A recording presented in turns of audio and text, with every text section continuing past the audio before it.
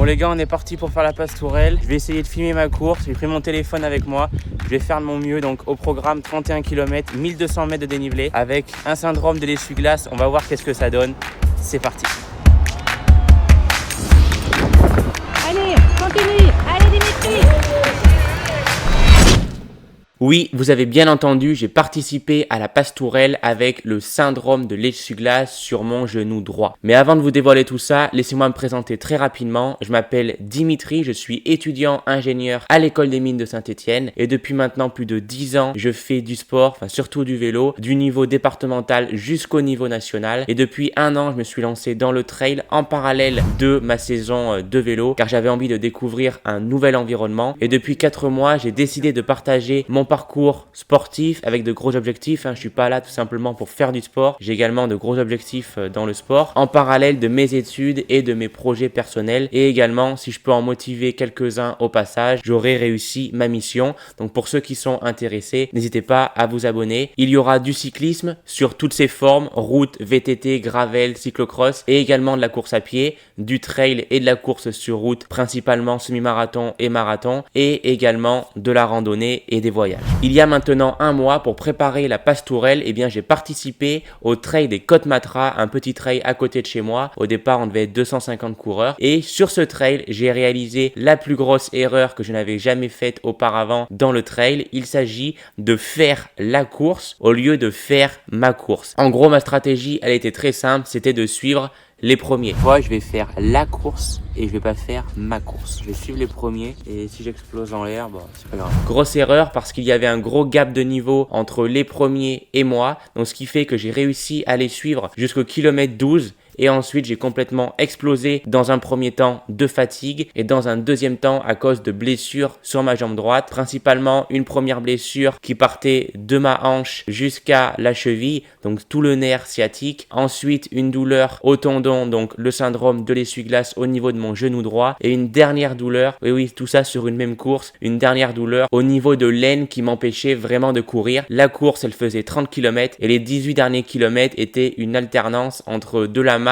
et de la course à pied. Donc bien sûr, je suis passé de la première place à la 20e place, mais je vous rassure, le classement ne comptait même plus. Mon seul objectif était de passer la ligne d'arrivée et encore avec du recul, je pense que ça a été une mauvaise idée de vouloir absolument finir cette course. Donc pourquoi je vous parle de cette course? Parce que c'est celle-ci qui a provoqué donc ma douleur au niveau du genou, le syndrome de l'essuie-glace et donc à cause de lui, je n'ai pas pu me préparer pour la passe tourelle tout simplement. Si on regarde mes statistiques sur les 4 dernières semaines, j'ai couru seulement 5 heures et 15 minutes. Autant vous dire que je me suis quasiment pas entraîné. Normalement, 5 heures, c'est ce que je fais à peu près en une semaine et demie d'entraînement. Là, en 4 semaines, j'ai fait seulement 5 heures. Et en plus, c'est pas 5 heures efficaces, parce qu'avec une douleur au genou comme j'avais, je ne pouvais pas faire de VMA, je ne pouvais pas faire de séance en coach, je ne pouvais pas faire de seuil, je ne pouvais faire aucune séance spécifique. Donc, c'était seulement des séances de footing et en plus des séances de footing à très faible allure. J'étais environ à du 6 d'allure, alors que 3 mois plus tôt, pour ma préparation de semi-marathon, je tournais plus autour des 5 d'allure lors de mes footings. Donc là, c'était vraiment histoire de courir, histoire de ne pas perdre trop le fil. Donc voilà un peu en termes de préparation pour la passe tourelle. Les 4 dernières semaines, quasiment pas d'entraînement, à part 2-3 footings dans la semaine. Et bien sûr, sur du plat, aucun dénivelé. Alors bien sûr que la question, est-ce que participer à la passe tourelle est toujours cohérent au vu de l'état de mon genou? Ça me revenait à chaque séance de course à pied et que ma douleur réapparaissait. Mais étant têtu et une fois que j'ai un objectif en tête, j'ai pas trop envie d'abandonner, j'ai quand même voulu y participer. Pourtant, il y a eu des signes. Déjà au mois de décembre, quand il y a eu les inscriptions, j'ai raté mon inscription. J'ai oublié, je me suis connecté à 23h pour m'inscrire. Bien sûr, il n'y avait plus de place. Donc j'ai été inscrit sur une liste d'attente et attendez, c'est pas encore fini. Au mois d'avril, j'ai reçu ce mail. Donc les listes d'attente, comment ça marche? Moi, au point de départ, j'étais 150e sur liste d'attente et c'est quand tu passes premier de la liste d'attente que tu peux t'inscrire. Mais ce mail-là que j'ai reçu sur Gmail, je ne l'ai pas vu parce qu'il a atterri dans les fameux spams. Une fois qu'on est premier, on a à peu près 24 heures pour pouvoir acheter notre dossard et après, hop, ça passe au deuxième de la liste d'attente. Moi, bien sûr, je n'ai pas vu le mail, j'ai loupé mon tour. Donc là, j'étais énervé. j'ai directement appelé l'entreprise là, qui gère la bourse au dossard qu'on appelle, et en leur montrant bien que j'ai reçu ce mail dans mes spams et que je ne regarde pas mes spams, et bien que j'ai loupé mon inscription. Ils ont été super sympas, ils m'ont renvoyé un mail,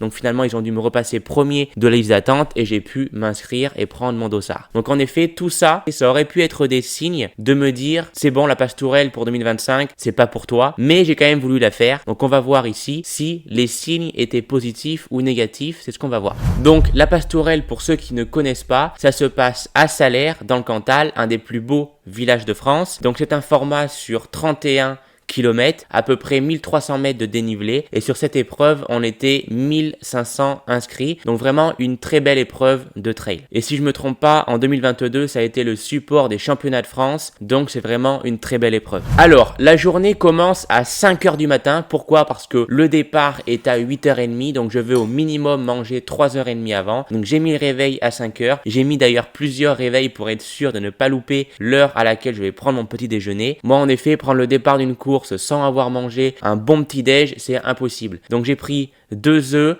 ensuite j'ai mangé flocons d'avoine et fromage blanc comme d'habitude, et puis c'est bon, j'étais prêt. Ensuite je suis retourné au lit me reposer, et ensuite aux alentours des 7h, je suis allé chercher mon dossard, et après c'est le départ. Le départ est alors donné avec tous les éléments que je viens de vous expliquer. Vous imaginez bien que sur la ligne de départ, je ne suis absolument pas confiant. Je ne sais pas où je me situe niveau forme. Je ne sais pas si ma douleur au genou droit va réapparaître. Pour moi, elle va forcément réapparaître parce que toutes les séances que j'ai faites les 4 semaines précédentes, eh bien à chaque séance, ma douleur apparaissait. Donc je ne vois pas pourquoi aujourd'hui ma douleur n'apparaîtrait pas. Mais voilà, en tout cas je suis là sur le départ. Donc je prends le départ le plus prudent possible. J'étais quasiment sur la première ligne. Donc ça part comme d'habitude, pleine balle. Moi, je me précipite pas, je regarde ma montre. Donc je me fais dépasser par tout le monde. Je devais être environ, je pense, 150e, 200e au bout de 300 mètres de course, alors que pourtant je suis parti première ligne. Même en canalisant mon allure, j'ai quand même couru les premiers 200 mètres à 3,38 d'allure. Par contre, on le voit très rapidement là, hop, au bout de 300 mètres de course, j'ai regardé ma montre et hop, je suis reparti sur une allure normale. On voit l'allure ici, hein. Je suis tombé sur une allure normale. Et c'est à ce moment-là où je me suis fait dépasser par beaucoup de monde. Mais moi, je fais confiance à mes capacités et je fais pas confiance à la foule qu'il y a autour, car c'est ça le plus gros piège sur les trails où il y a beaucoup de monde.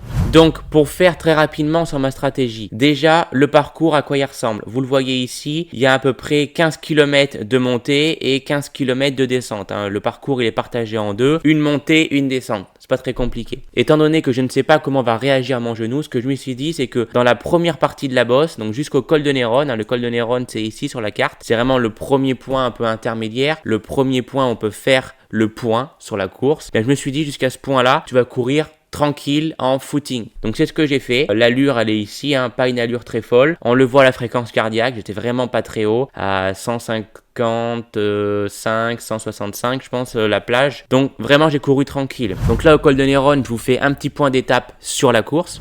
8 km 5, je suis environ je dirais 50e. Je gère vraiment avec mon genou parce que là je sens que la douleur elle est vraiment pas loin. Donc je descends pas trop vite et je rattrape peut-être en montée.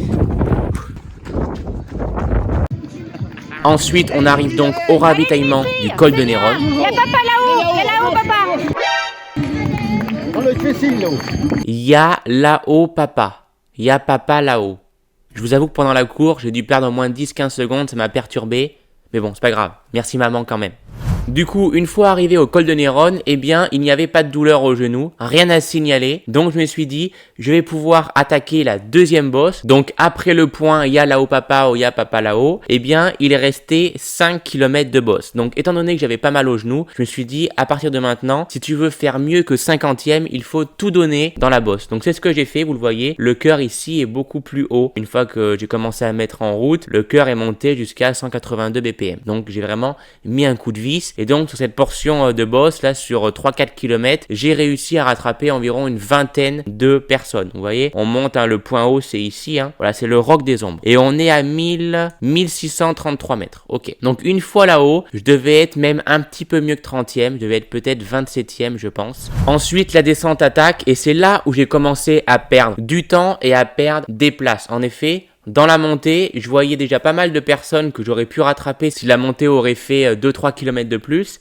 Et par contre, une fois dans la descente, j'ai commencé vraiment à perdre du temps et des places, car on le voit, mon allure en descente est la même que mon allure en montée. Là déjà, il y a un petit problème. Mais ça, c'est à cause de mon genou. En effet, je pouvais pas courir trop vite parce que je savais que c'était en descente où il y a le plus de probabilité de déclencher une inflammation de mon tendon du genou. Donc, je ne prenais pas du tout de risque. Donc, je descendais vraiment tranquille, en footing. J'étais environ à bon là, j'étais à du 4 parce que c'était un chemin tout droit. Et sinon, voilà, je courais entre du 4,50 et du 5. Vraiment pas une descente très rapide, contrairement aux concurrents qui me dépassaient pleine balle. Kilomètre 27, Saint-Paul-de-Salers, ça marque la fin de 10 km de descente et le début de la dernière montée pour atteindre la ligne d'arrivée sur Salers. Donc là, j'attaque cette bosse plutôt confiant parce qu'on est déjà au bout de 28 km et je n'ai toujours pas mal au genou. Donc je ne vois pas pourquoi j'aurais mal au genou maintenant. Ce que je me dis, c'est que maintenant, il faut tout donner. Il reste 2-3 km. Donc j'ai tout donné dans cette bosse. Ça paraît pas, mais on prend quand même pas mal de dénivelé sur cette bosse. Elle est très courte. C'est un tout petit chemin avec du bon pourcentage. Donc là, j'ai tout donné. J'ai rattrapé dans cette bosse, je pense, à peu près 4-5 coureurs. On le voit, le cœur était assez haut. Je suis monté à 186 à peu près. J'étais vraiment à bloc jusqu'à la ligne d'arrivée.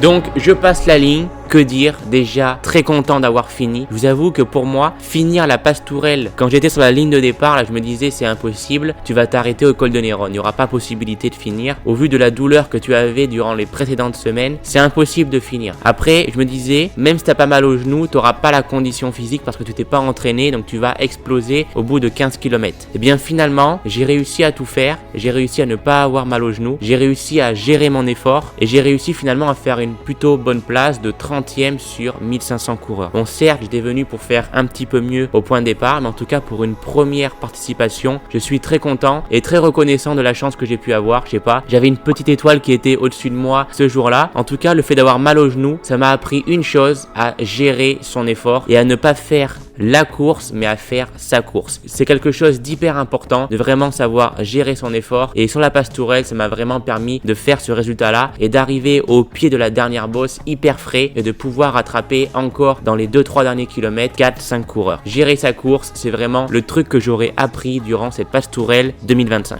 Bon, maintenant, si on fait le vrai bilan du trail et pas seulement les chiffres, eh bien, c'est des blessures. En effet, après la Pastourelle, j'arrivais plus à marcher. Ça, je pense que ça paraît un peu normal pour les trailers. Moi, quand je viens du monde du vélo, nous on fait une course de 2-3 heures en vélo, on peut marcher, il n'y a pas de problème. Bah là, après la Pastourelle, j'arrivais plus à marcher avec 2 grosses ampoules aux pieds. Deuxièmement, je vais devoir prendre un rendez-vous chez l'ostéo parce que je me sens tout bancal encore quand je marche. Je pense que mon bassin, il a dû se décaler durant la course, malgré que j'ai couru doucement. Donc ça, c'est le deuxième point. Je vais devoir prendre un rendez-vous chez l'ostéo. Et troisième point, là, ça fait une semaine que la Pastourelle, elle est finie. Et donc, ça fait une semaine que je n'ai pas couru. Je préfère rester tranquille pendant une semaine, laisser mon corps se régénérer, se reposer, afin de repartir de plus belle. Voilà un peu le vrai bilan. Je tenais un peu à le faire. On peut pas marcher, on a mal aux pieds, on a mal de partout, on doit aller chez l'ostéo, etc. Mais bon. Ça, c'est un bilan basique du trail. Mais je tenais à le faire quand même pour les personnes qui croient que le trail, c'est juste courir et après on repart le lendemain. Enfin, en tout cas, pour moi, c'est pas ça. Bref, je suis très content et très reconnaissant d'avoir pu franchir la ligne d'arrivée de la Pastourelle 2025. Et bien sûr que je reviendrai pour la Pastourelle 2026 avec de nouveaux objectifs et j'espère en meilleure forme. Sur ce, on se retrouve pour une prochaine vidéo. Abonnez-vous à la chaîne pour ne pas louper les étapes de mon parcours et de mon aventure. C'était Dimitri.